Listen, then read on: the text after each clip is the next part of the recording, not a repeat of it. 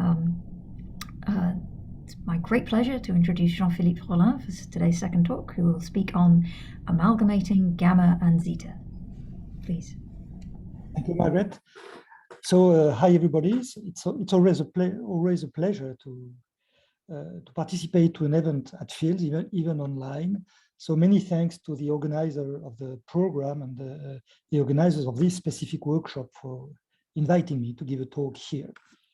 So as you see on the first slide, I'm going to speak about these two famous functions, gamma and zeta.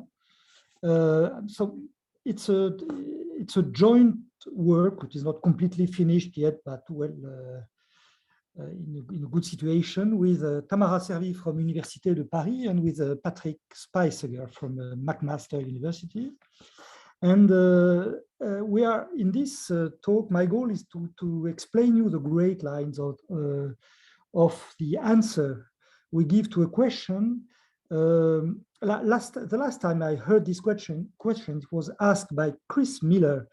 It was in Oberwolfach, so I guess it was in 2017, if I'm correct. And so let me explain the problem. So we consider these two classical functions. So first, the gamma function, which to every x associate the famous integral t to the x minus 1 e of minus t dt. So this is the Euler's gamma function, and we consider it only restricted to the positive real axis. And we consider also another function, a famous function, the zeta function, defined by the sum of the function 1 divided by n to the x, and so this is the Riemann zeta function, and again we consider it only in restriction to the interval 1 plus infinity. So the question is the following one: are these two functions compatible? So by compatible, what we mean here is there an O-minimal expansion of the ordered real field in which both gamma and zeta are definable. And in the following, definable will be always used as definable in an O-minimal expansion of the real field. Before going further, you might wonder, why do we only work with the restriction of these functions on the real axis?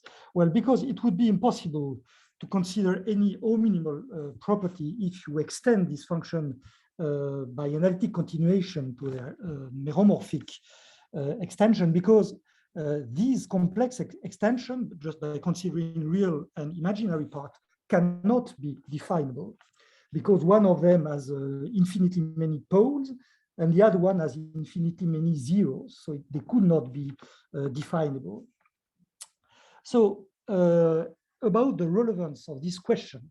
So the question is, are these two functions definable in a common O-minimal expansion of the real field? Let me recall you a few steps of the history of O-minimality, of O-minimal expansion of the real field, after Tarski's work on semi-algebraic set, which has been recalled yesterday by one or two speakers. So the first structure I want to mention is R sub n, which is a structure generated by so-called restricted analytic function, meaning that we consider formal power series which converge on compact polydisk of Rn and extended by 0 outside of the polydisk. So the definable set in these structures are sometimes called the global subanalytic sets. And thanks to the work of Gabrielov, who proved celebrated the theorem of the complement, which say that the complement of a global subanalytic set is a global subanalytic set as well, it has been noticed by Lau van den Dries in 86 that this structure is O-minimal. So if we want to go further, that is to work to incorporate non-restricted analytic function in this O-minimality business, of course, one important step has been the inclusion of the exponential and the structure Rexp by Alex Wilkie, in 91. And he proved the model completeness of this structure, which joined with former result by Chovansky's on Pfaffian set and Pfaffian functions, imply the hominimality of this structure. By the way, by adapting this Wilke's method, another structure, including the exponential function, namely R sub n expanded by the exponential function, has been studied a bit later by Lau van Endries and Chris Miller in 94, and they proved the model completeness and the hominimality of this structure. So now the question was, is it possible to incorporate other total, by total I mean non-restricted, analytic function in this hominimality story? And this has been done in two papers by Lau van Endries and Patrick Spijsegger. So first in 98, they introduced a structure denoted by R sub n star. So this structure is generated by what they call convergent generalized power series. To say the things briefly, a generalized power series is a formal power series in one or several variables with integer exponent replaced by possibly positive real exponent, and with, of course, an hypothesis of well-ordering of the support. And they proved that this structure generated by this generalized power series is hominimal, polynomially bounded, and the expansion of this structure by the exponential function is hominimal as well. And the point is that if you extend by the exponential function, the zeta function, again restricted on the positive real axis, is definable in this structure. So that was an interesting way to incorporate a total analytic function in the business of hominimality. A bit later, they introduced another structure, RG, G for Gevrey. And they proved, so they studied this in 2000, and they proved that this structure, which is generated by Gevrey function. So for the moment, let's keep this function a bit mysterious. I will say a bit more later about this Gevrey, what a Gevrey function is. And they prove that this function, this structure is hominimal and polynomially bounded as well. They prove that the expansion of this structure by the exponential function is hominimal, and that the gamma function restricted on the positive real axis is definable in this expansion. So in these two papers, they succeeded in introducing two famous total analytic functions in a nominimal structure. So the question is, are these two functions, now that we know that they are, how can I say, separately hominimal or definable, are they compatible? So let me explain in a few points why is there a problem at all here. So first fact, it is now known that there is no largest hominimal structure. By structure, I mean hominimal expansion of the real field. So this question of a possible largest hominimal structure has been asked by Lau van Endries in 98, and two answers at least had been given. One by myself with Patrick Spijsegger and Alex Wilke in 2003, by showing the existence of uncompatible hominimal structures. And a bit later, another example of completely different nature has been, another answer has been given by myself, Fernando Sanz and Reinhard Schäfke in 2007. So example of pairs of uncompatible hominimal structures. Second fact, the zeta function is not definable in the other structure. I mean, the structure which contains in which the gamma function is definable. So the Gevrey structure. So this has been proved in the paper of the Gevrey paper of Van den Ries and Spijsseger. And let me explain a little bit how it works. And by the way, why is the zeta function definable in the structure Rn star, that is a generalized power series expanded by the exponential? If you consider the zeta function applied to the variable minus log of x, it's easy to see that it expands as a series with, as you see here, non-integer exponent, log of n are the exponents here, which is, by the way, a GPS, that is a generalized power series. Yes, that's an easy joke. Which, I regret it already. This GPS actually converges on an interval, which is the interval 0 e to the minus 2. Okay, so what do they say that in this Gevrey paper that as the support of this generalized series is not contained in a finitely generated semigroup of the positive real, then this function cannot be definable in the Gevrey structure. Second fact, so we could consider the other way around. I mean, is the Gevrey, the gamma function, definable in the convergent power series? Well, the answer is no. And let me explain a little bit how it works for the gamma function. For the gamma function, there is an important formula which allows to proceed to the asymptotic analysis of the gamma function at infinity. It's called the Binet second formula. Well, let me recall it. It says that gamma, actually it's better to work with the logarithm of gamma in order to transform some products into a sum.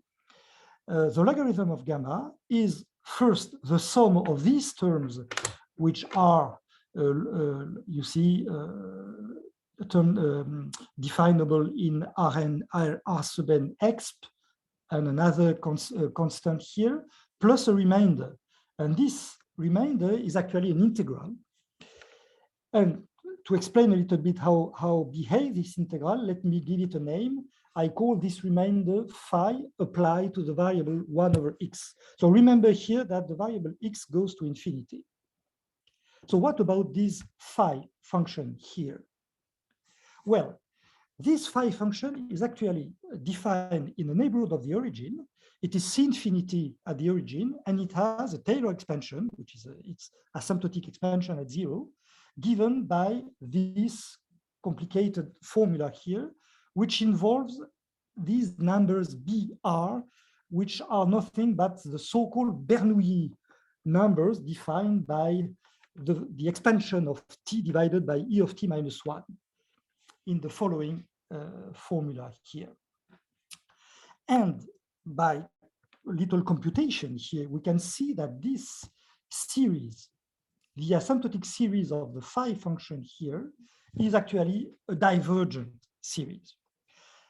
And in the work we are writing down now with Tamara Servi and Patrick Spijsseger, we prove that if a germ at the origin of a function definable in R sub n star expanded by the exponential has an asymptotic expansion in R of x, that is in the usual formal power series, this expansion has to be convergent.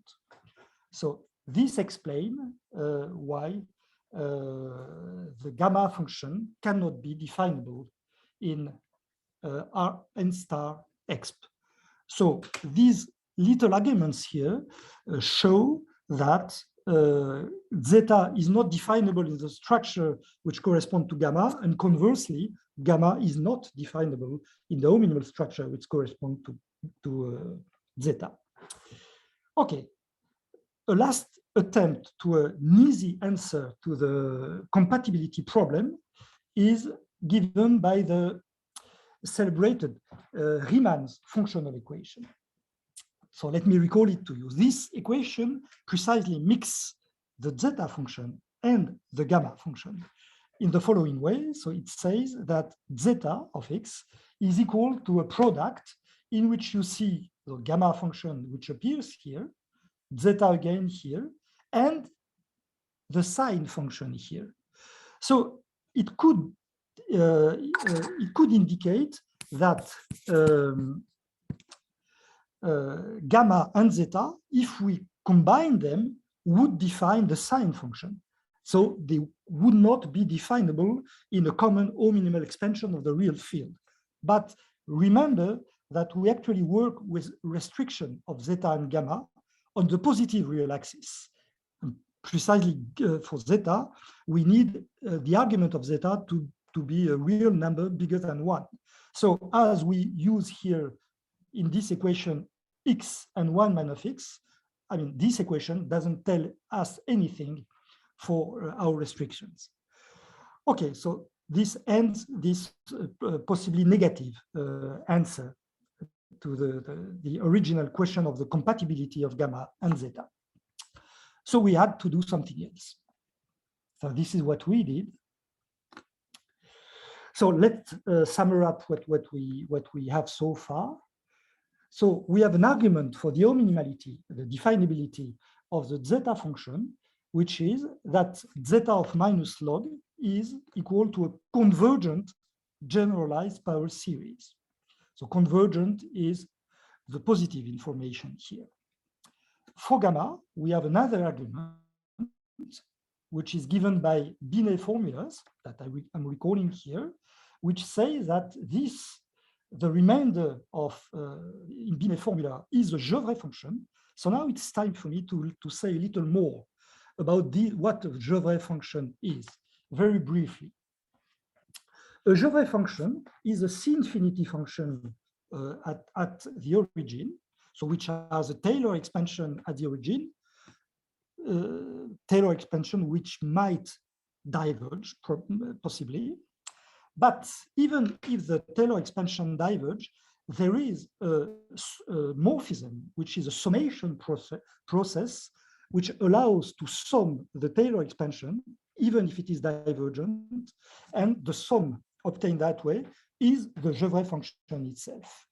So there is a summation process, and probably several people in the audience know that this summation process is called the Borel-Laplace summation process. So when we apply this summation process to the Taylor expansion of the function phi here, then for any Gevrey function, and I remember that I claimed that phi is a Gevrey function, well, even if the Taylor expansion diverge, then it gives the summation process reconstruct the Gevrey function itself. Hence, if the Taylor expansion vanishes, then after summation, it means that the function itself vanishes. And this important property here is called quasi-analyticity.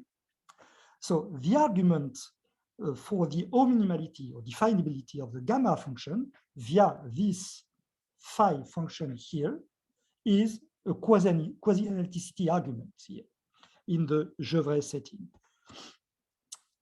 Okay, so on one hand, we have convergent generalized power series. On the other hand, for gamma, we have divergent Taylor expansion, but with quasi-analyticity property. So our idea was to mix these two things in order to amalgamate gamma and zeta. So we had to build a new theory, what we call the theory of generalized Gevrey function.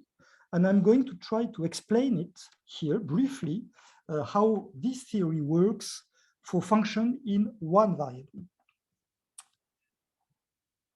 So in order to describe what a Gevrey function is, we followed the ideas of presentation of Gevrey functions by Tougeron, in a paper written by Tougeron in 94. So for people who are not so familiar with the theory of Gevrey function here, you have to know that there are many expositions of the Gevrey function in the literature. Some of them by Ramis, Martinet, and several authors, Balzer, so several authors. But the good point in this presentation by Tougeron of Gevrey function is that it allows to work easily with Gevrey function in several variables. And as we have in mind to do some to obtain some O minimality result here, which can be seen as how can I say that, doing some performing some real analytic geometry, we are in need of several variables Gevrey function. And to my knowledge, the only place in which several variable Gevrey functions have been introduced is in this paper by Tougeron. So this is a very nice source of inspiration, as it has been for Spijsegger and Van Andries in 2000, and it is again for us in this generalized Gevrey setting an important source of inspiration. So in this presentation of Gevrey functions by Tougeron, there is an important principle. So by principle, I don't know exactly what I mean. By principle, I don't mean a theorem.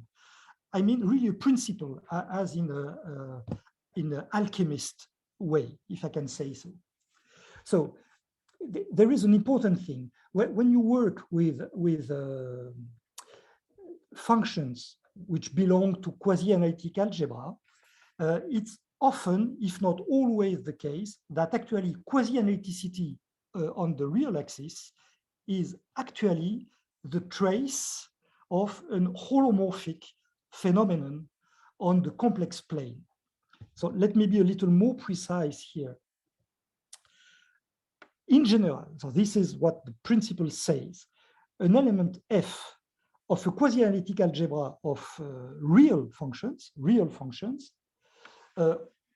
appears often, let's say, as the restriction of the real axis of the limit or of the sum of a sequence of complex holomorphic functions defined on complex domain, which may shrink when the index of the sequence goes to infinity.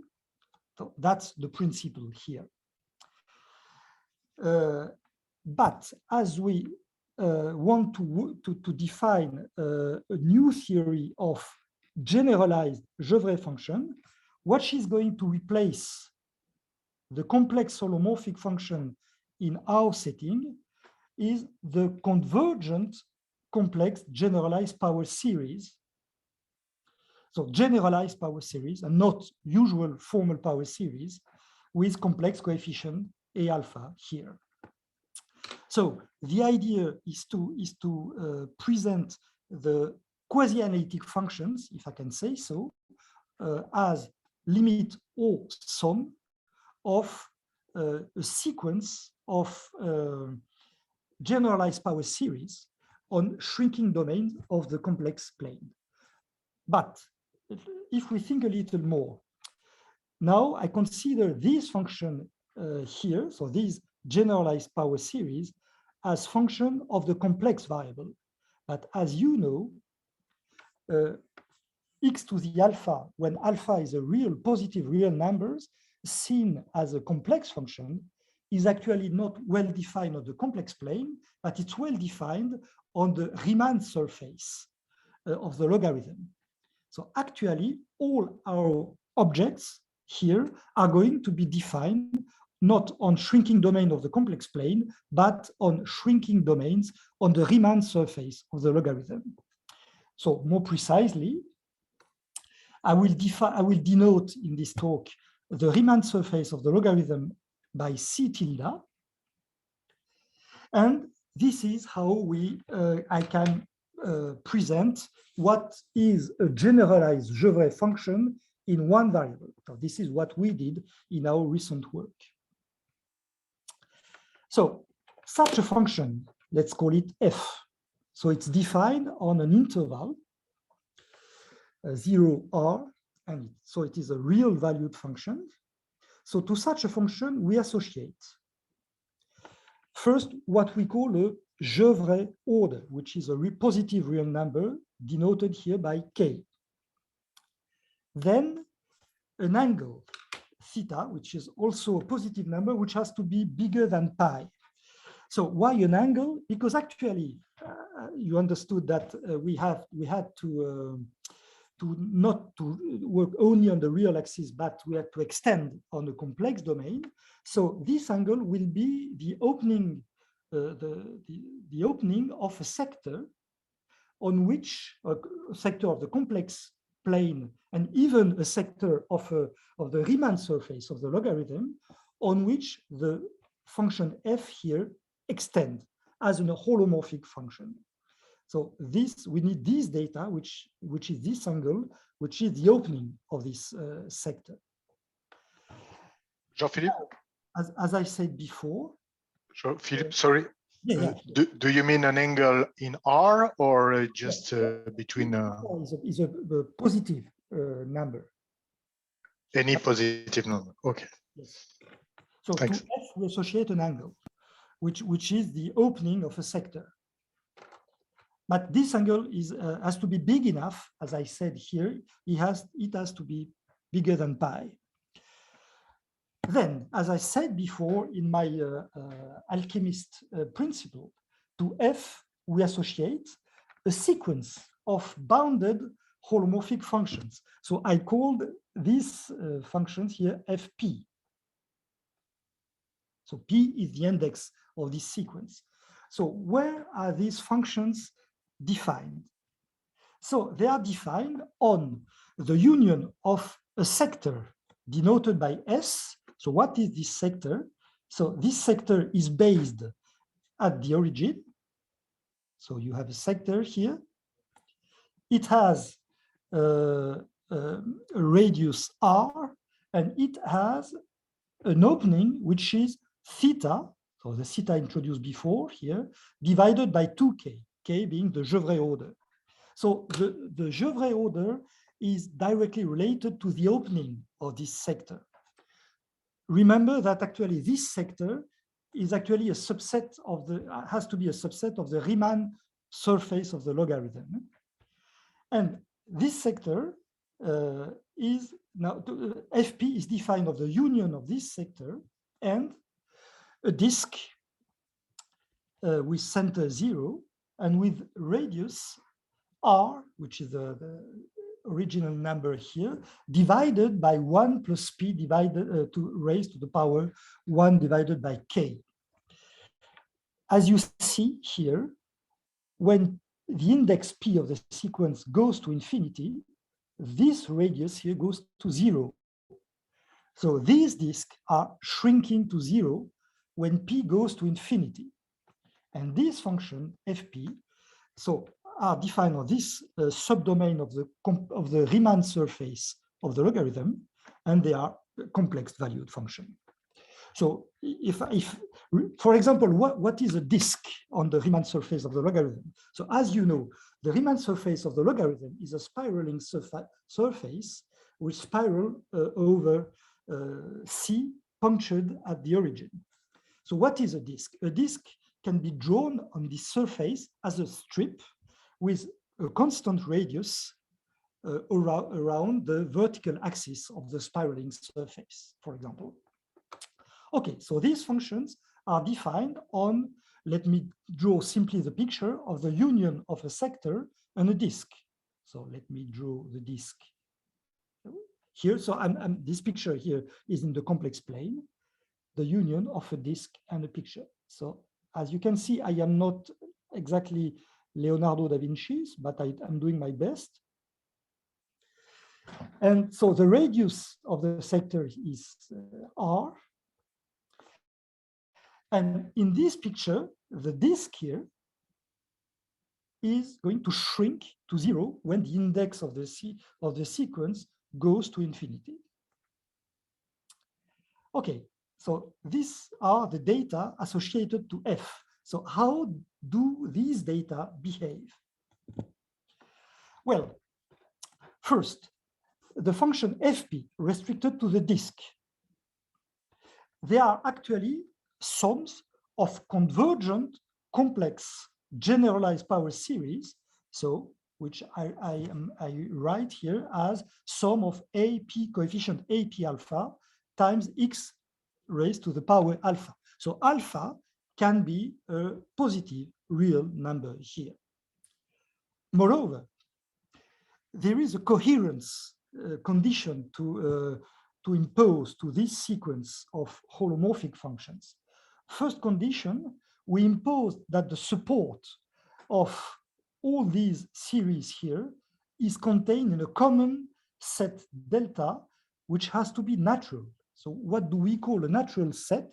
We say that delta is natural if for every positive number alpha, the interval 0a intersected with delta is finite. So this is what we call being natural. And we impose this condition. So we impose that all the supports of these generalized series FP are contained in a common set delta, which satisfies this naturality condition. Moreover, there is another coherence condition to be imposed to the sequence FP. So we needed, there is another number, little r here, such that when you apply the generalized series here with the modulus of the coefficient to the radius of the disk of convergence here, multiplied by r to the power p, this number, this sum has to be finite. As a summable family, it has to be finite. The family of these numbers has to be summable. And moreover, there is another condition which says that the sum of the supremum of Fp on this domain multiplied by the same power r to the p has to be finite. So this is a technical condition which guarantees that actually the sequence, the sum of the sequence Fp exists on the sector here. You notice that this sector doesn't shrink. The disk here shrinks to 0, but the sector doesn't shrink. So the sum of Fp defines a holomorphic function on this sector. And my original function f here is nothing but the restriction of this sum on the positive axis, that is on the interval 0r. So this is the most technical thing here. It's not that easy to define a generalized Gevrey function here. Okay, that being said, so we have now something in hand with which we can work now. Alors, if we sum up, each element of the sequence Fp is the sum of a convergent GPS big Fp. And thanks to the coherence condition imposed before, it can be proven that the sequence of formal series Fp converges coefficient by coefficient. So when P goes to infinity, the sequence of coefficient AP alpha for any alpha converges to a number A alpha.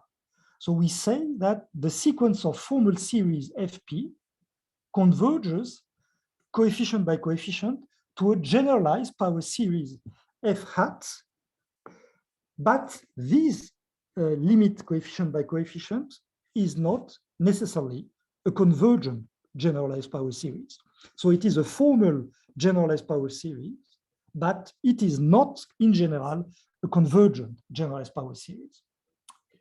And what we proved, again, thanks to the coherence condition of the previous slide, is that actually F hat, so this formal series here, is the asymptotic expansion of the function f. So here now we have a notion of a new class of functions to which we can associate by this process, complicated process, asymptotic expansion at the origin. And the important claim here is that this class of function is quasi-analytic. This is a crucial fact. That is, if the formal series here vanishes, then the function itself vanishes. So this is something that we prove in our work. So let me explain briefly how it works. Well, there is again here a summation process. That is a generalized Borel-Laplace summation process for these generalized Gevrey functions. So how does it work? Well, you start from the asymptotic expansion f hat, which is the sum over alpha of a alpha x alpha. First, we apply to this formal power series. Remember that it may diverge. What is called the Borel transform, which consists in dividing every coefficient of the series by the number gamma of alpha divided by k. I remind you that k is what I called at the beginning the Gevrey order of the function. And then it turns out that this sum here does converge in general. So it's what I call a convergent GPS. Finally, I like this joke a lot. Then we proved that to this function, we can now apply a Laplace transform, which is this complicated integral with this exponential kernel here. And it turns out that when you apply this integral transform to the Borel transform of the initial series, what you get is exactly the germ f. So this is how works this summation process. Well, it might look complicated, but the truth, the naked truth is, is more complicated than that, because what we have to do is actually to iterate the Borel transform. In general, a single Borel transform is not enough to get a convergent GPS. We need to iterate several transforms of appropriate orders, and then to follow them by the appropriate corresponding Laplace transform. So we have a summation process. So if we have a summation process, we have quasi-analyticity again, because if the series, the asymptotic series vanishes, then it implies that f vanishes. So we have here again quasi-analyticity. So you probably forgot that the initial question was about gamma and zeta. Well, what is the link of this construction of Gevrey, generalized Gevrey functions with gamma and zeta? Well, it's quite easy. First, for gamma, let me remind you my famous Binet formula, which says that the log of gamma is a sum of terms, logarithmic terms, plus a remainder. And f is a Gevrey function of order 1. Well, and it turns out that the generalized class of Gevrey function contains the usual old class of Gevrey function. So phi actually is a fortiori a generalized Gevrey function. So that explains why gamma is definable in the expansion by the exponential of the class of generalized Gevrey function. So what about zeta? Well, zeta, I remind you that zeta applied to minus log is actually a convergent generalized power series. Well, a convergent generalized power series easily fits in our setting because we can just write f as a sum of a sequence fp of generalized power series with f0 equals f itself, and all the other ones are 0. So obviously, a generalized power series belong to our class of generalized Gevrey function. So this is why these two functions belong to our generalized class of generalized GPS. What we have not proven yet in this talk is the ominimality of this big class. Well, if I want to go to ominimality, first, what I explained in this one variable actually works as well in several variables. So we introduce actually a class of several variables generalized Gevrey function. And so we have a structure.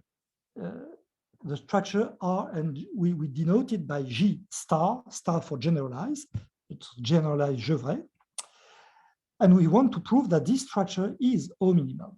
Well, actually, it is because we can prove that these classes of multivariable Gevrey functions are closed under a classical operation called blowing up operation. For example, if the function of two variable f of xy belong to G2 star, that is a generalized functions, Gevrey functions in two variables, then the function f applied to x and x alpha y, so this is a blowing up, a generalized blowing up, also belong to G2 star. So we have such a sequence of operations, and we have quasi-analyticity, which has been proven for one variable in the former slide by Borel-Laplace process, and we proved that once we have quasi-analyticity in one variable, we have it.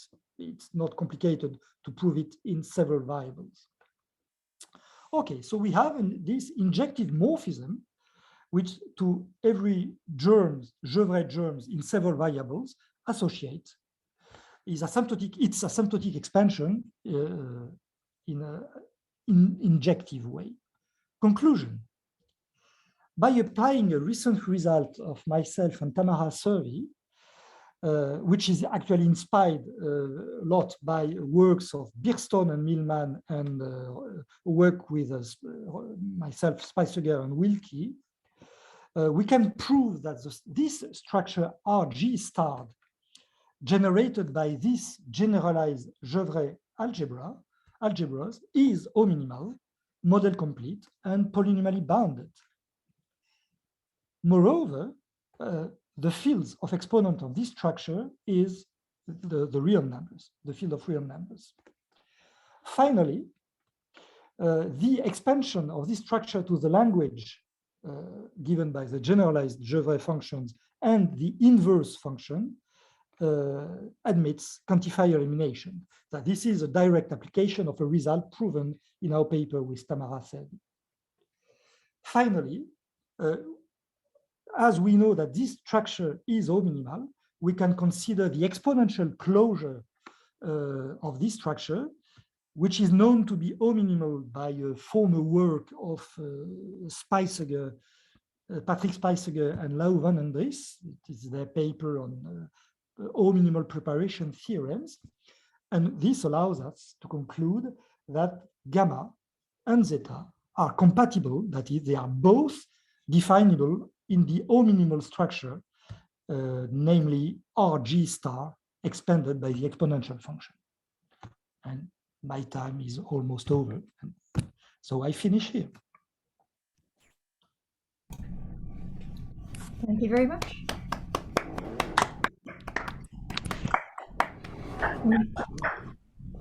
We have lots of time for questions, so if anyone has questions, please go ahead.